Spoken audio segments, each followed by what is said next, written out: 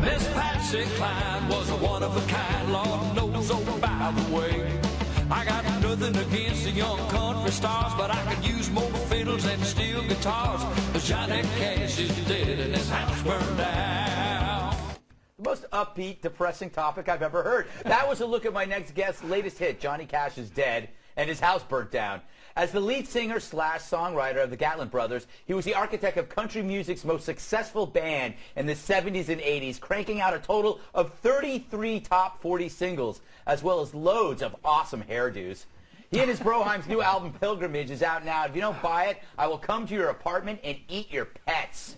So, Larry, it's awesome to be here. I want to touch on something first. You've been trying to call our show through the hotline. I was in Savannah, Georgia last week playing a golf tournament. Yeah. And see, I leave Fox on every night when I'm on the road, and I leave it on and go to sleep, and then, you know, at about 3 o'clock when Grandpa needs to get up and go tinkle. Yeah.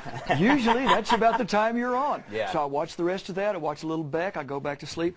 And I said, I'm going to call that dude. So they gave your hotline at the end of the deal. I called and said, the message system is full. Please try later. You know, I was going to just say, hey, I don't know whether you know us or country music or anything. I want to come be on your show. Let's hang out and laugh and giggle. Well, here's why you didn't get through. You were clean and sober. Yes. And if you've heard our voicemails, that does not apply. Well, I was You clean weren't and slurring your sober, voice. thank by the grace of God. You know, I did quit drinking about 25 years ago and quit doing drugs. And people say, well, why'd you quit drinking? I said, well, I got tired of puking on people I didn't know.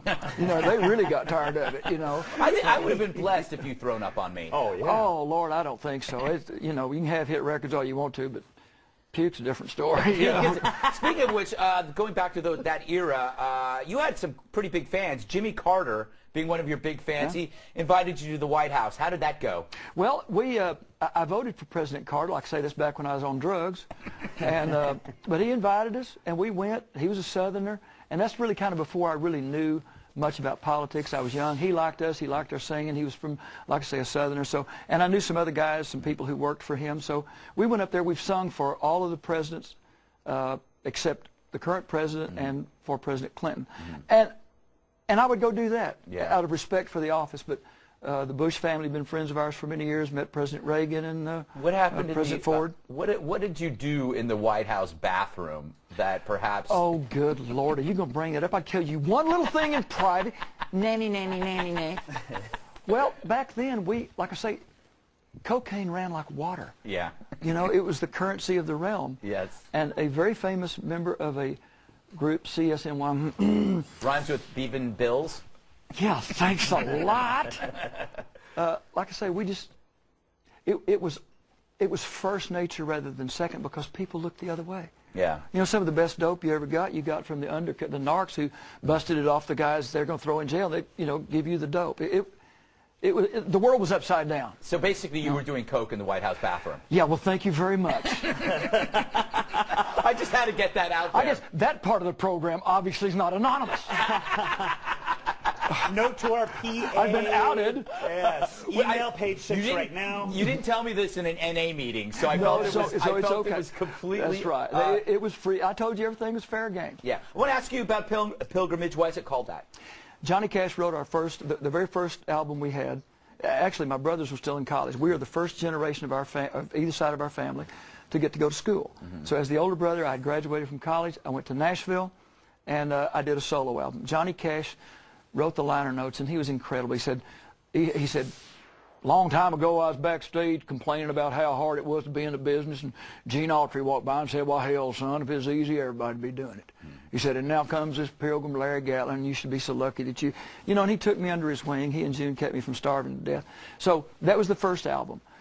We had a lot more, and like you say, we were very blessed to have some hit records, some hit albums, but we had not done an album or CD, what do they call them, on a major label. It had been 17 years. Wow. So when we did it, my son, Joshua Cash Gatlin, had a good idea. He said, Daddy, let's get John Carter involved in this, John Carter Cash. Yeah. He's a really fine man. He's a great record producer. So we went back and re-recorded some of those songs that were on the first album, and we called it The Pilgrimage. So it's the pilgrim, through the pilgrimage, through the journey, And, you know, it had the Johnny Cash's Dead song, so it just all kind of fit together. Part of this journey, of course, includes Red Eye. Probably the most important part of this journey. Easy for you to say. Yeah, exactly. I'm high on drugs. And you wrote a special song about Red Eye, and I'd love to hear it. Oh, God, this could be a career breaker. Some folks are crazy, some folks are insane. If you don't know the difference, please let me explain. Crazy's just zany, a few notches higher. Insane is setting your scrotum on fire. At Red Eye, just call them crazy. Don't call them lazy. They work hard being crazy. So if you're thinking about setting your scrotum on fire, tune in to Red Eye, it might cool that desire. You might figure out crazy is better than insane, and it will thereby save you a whole lot of pain. Red Eye,